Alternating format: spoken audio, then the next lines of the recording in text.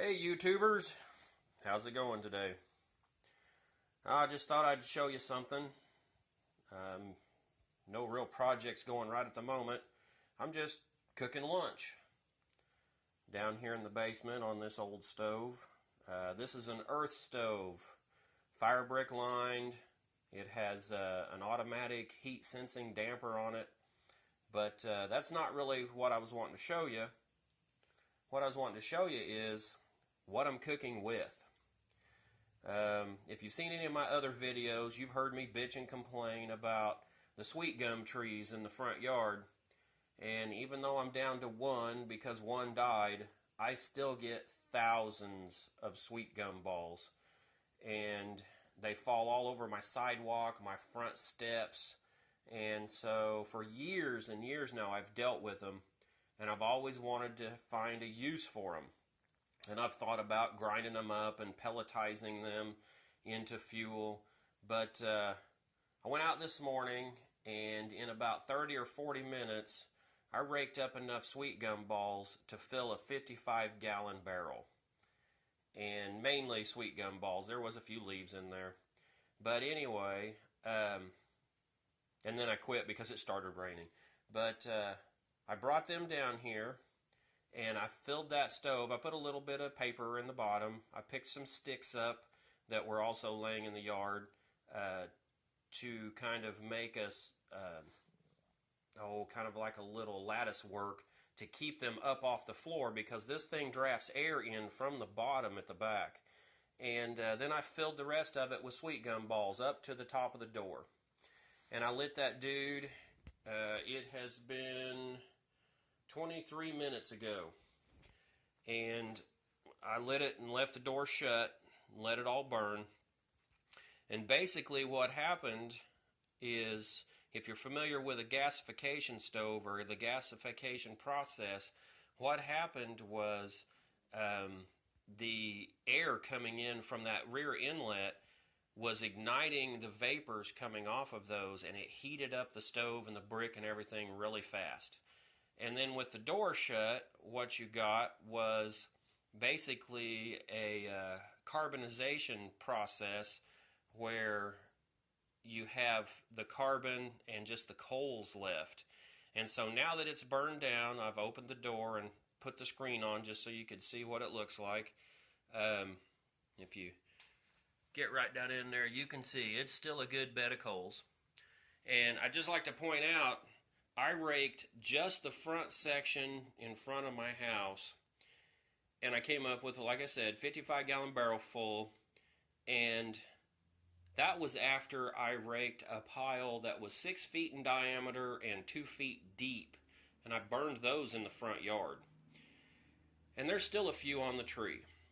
So basically, this thing puts off enough fuel to cook several times if that's what you wanted to do. And I really didn't need a long-lasting fire or anything. It's actually 60 degrees outside. But it's just kind of a dreary, gloomy day, both in the weather and in my attitude, because I have to go back to work tomorrow after being off for almost 2 weeks. So I'm in here just making some food. Here in the pot, I have what was solid frozen homemade soup, and as I said, it's been about 24 minutes ago. It was frozen solid. It is almost completely thawed out. There's a little bit, a chunk in there right now, and I have helped it along by doing that, just turning it around a little bit. So there is that. We keep the lids on,